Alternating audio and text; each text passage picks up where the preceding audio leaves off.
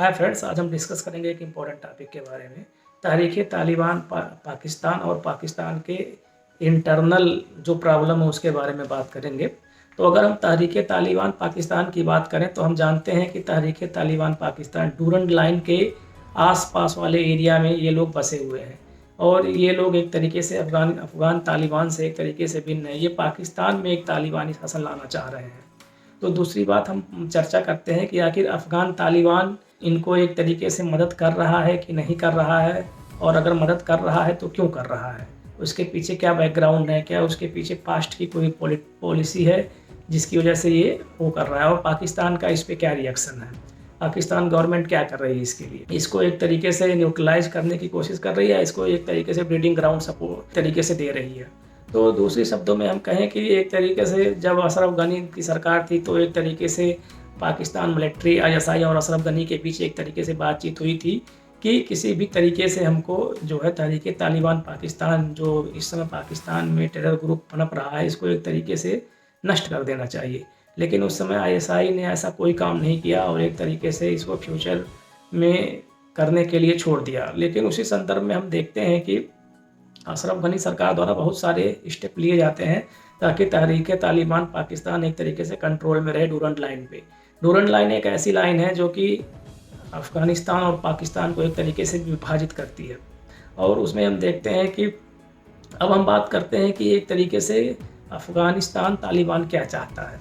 Actually में जब United state की फोर्सेस अफ़गानिस्तान में थी तो उस समय सबसे बड़ी प्रॉब्लम ये थी कि तालिबान को छिपने के लिए कहीं जगह नहीं मिल रही थी। जब तालिबान को छिपने के लिए जगह नहीं मिल रही थी तो डूरंड लाइन के आसपास पाकिस्तानी एरिया में एक तरीके से तालिबान के जो टीटीपी के जो नेता थे उन्होंने एक तरीके से तालिबान जो अफ़गानी थे उनको शरण दिया था और उनको साजो सामान मुहैया कराया था और उनको वेपनरी भी दिया था। जब जब अमेरिकी फोर्सेज ने स्ट्राइक किया था तब तब ये लोग पाकिस्तान वाले एरिया में आके छिप जाते थे और इनको एक तरीके से हेल्प करता था तहरीक तालिबान पाकिस्तान।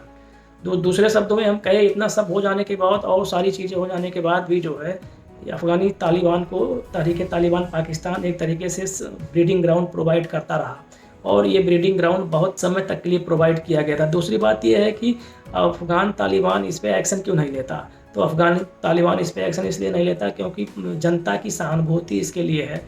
अफ़गान तालिबान को पता है कि जनता की सहानुभूति बहुत ज़्यादा है इनके प्रति और ये उस सहानुभूति के लिए ये लोग कुछ भी कर सकते हैं। इसी कड़ी में हम देखते हैं कि जो है अफ़गान तालिबान का कहना है कि फर्टाइल ग्राउंड इस समय तहरीक तालिबान पाकिस्तान के पास बहुत है। मदरसों में इसके बहुत से लड़के पढ़ रहे हैं और इनका जो है एक तरीके से ये बहुत ज़्यादा फर्टाइल ग्राउंड एक तरीके से पाकिस्तान में इनका है और मदरसों में कई लाख स्टूडेंट पढ़ रहे हैं जो इन्हीं के एक तरीके से रेडिकलाइजेशन की प्रोसेस से गुजर रहे हैं। इसलिए बहुत ज़्यादा हस्तक्षेप करना एक तरीके से तहरीक तालिबान पाकिस्तान में मुनासिब नहीं होगा।